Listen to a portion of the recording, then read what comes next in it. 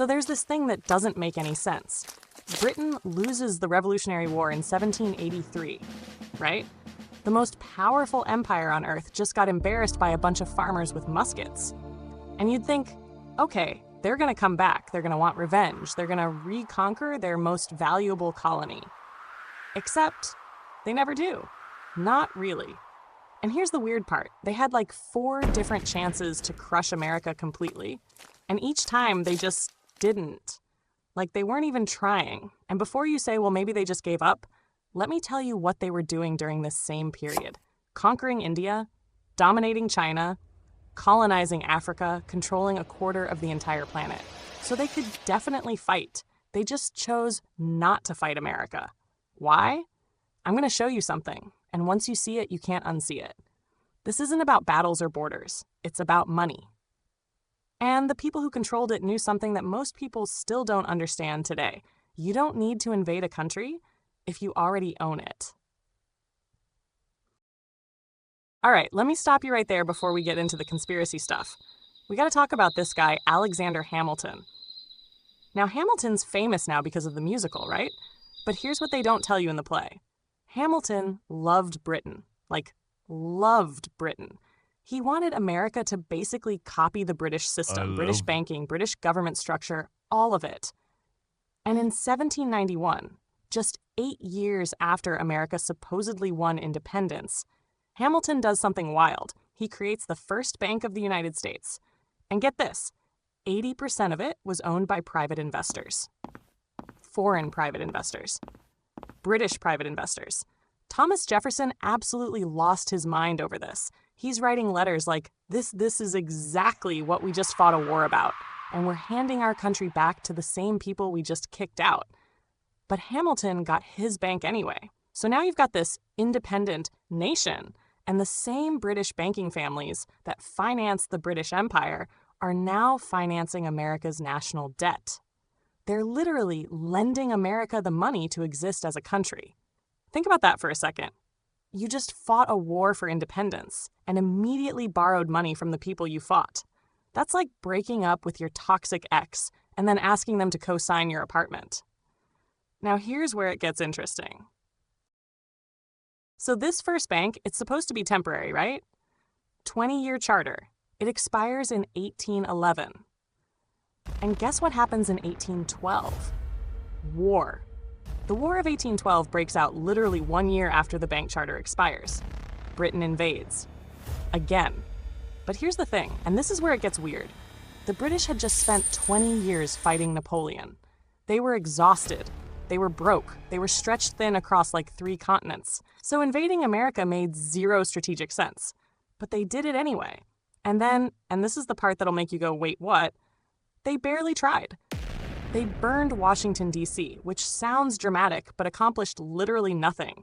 They raided some coastal towns, they defended Canada, but they never made a serious push to actually reconquer American territory. They had just defeated Napoleon in 1814. Napoleon, they freed up massive resources. They had the best navy in the world. American forces were scattered and underfunded. They could have rolled through America like it was nothing, but they just didn't. The war ends in 1814 with the Treaty of Ghent, and everything goes back to exactly how it was before. No territory changes, no reparations, no point. It's like the whole war was just for show. And then, check this out. In 1816, just 2 years after the war ends, Congress charters the Second Bank of the United States. Once again, majority foreign ownership. Once again, British banking families holding major shares. You see the pattern? Bank expires. War happens. War ends. New bank appears. It's like clockwork. Now we gotta talk about Andrew Jackson, because this dude was obsessed with killing the second bank. He called it the monster. He made destroying it his entire political mission. And in his veto message in 1832, he said something that should have been a bigger deal. The bold effort the present bank had made to control the government are but premonitions of the fate that await the American people, should they be deluded into a perpetuation of the institution. Basically, these banks are controlling our government, and if we don't stop them now, we're screwed. And then somebody tried to assassinate him. First assassination attempt on an American president. ever. And the guy who did it had documented connections to European banking interests. Coincidence? Maybe. But Jackson survived, and he killed the bank anyway. By 1836, the Second Bank of the United States was dead. And then, nothing happened. No war, no invasion, no retaliation. America went 77 years without a central bank. 77 years. And during that entire time, the British Empire was at its absolute peak. They controlled a quarter of the world's land and population. They had the strongest military in history. They could have invaded America whenever they wanted, but they didn't. Instead, something else happened. Instead of sending soldiers, Britain sent money. British investment in American railroads exploded. American industry got financed by British pounds. The Industrial Revolution in America was literally funded by the same banking families that tried to create those central banks. They didn't need to conquer America. They just bought it. American businesses became dependent on British capital. American infrastructure was built with British loans. By the time the 1800s ended, American and British banking interests were so tangled up you couldn't tell them apart. And then in 1913, look at this date, the Federal Reserve gets created.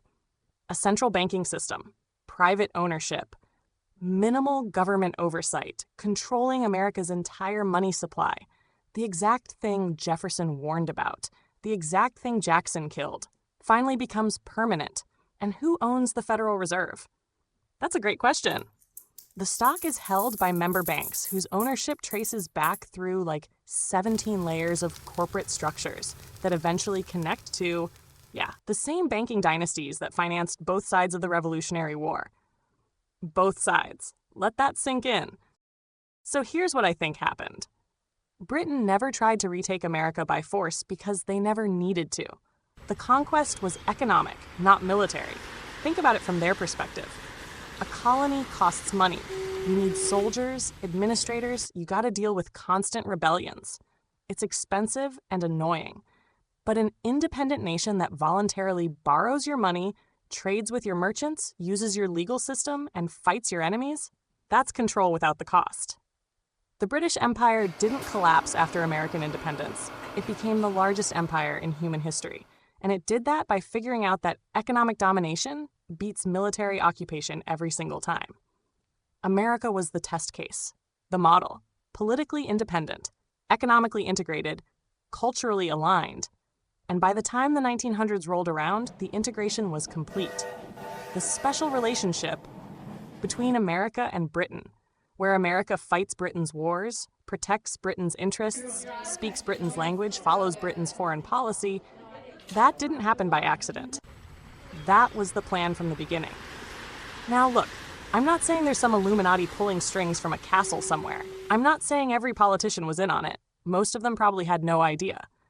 But I am saying that powerful financial interests, banking families, trading companies, old money networks, they understood something most people still don't get. Real power doesn't come from flags and armies. It comes from controlling the money. And if you control the money, you don't need to invade. You just wait. So why didn't Britain ever try to retake the United States? Maybe they did. You just didn't notice. Maybe the revolution succeeded because a financially dependent America was more valuable than a resentful colony. Maybe every war was theater. Maybe independence was the illusion, and the debt was the cage. I don't know, man. I'm just showing you the pattern. Bank charter expires. War breaks out. War ends inconclusively. New bank gets created. Repeat. And every single time America tried to break free of central banking, something happened to pull it back in. You think that's random? You think that's coincidence? Follow the money. Ignore the flags. Watch the banks, not the battles. Because once you see history through this lens, everything looks different. Victories start looking like transitions. Independence movements start looking like business deals. And empires don't die. They just change their name. What do you think? Am I connecting dots that don't exist, or is there something here? Let me know in the comments. And if this changed how you see history, subscribe because we're just getting started uncovering the stuff they don't teach in school. Until next time, keep questioning everything.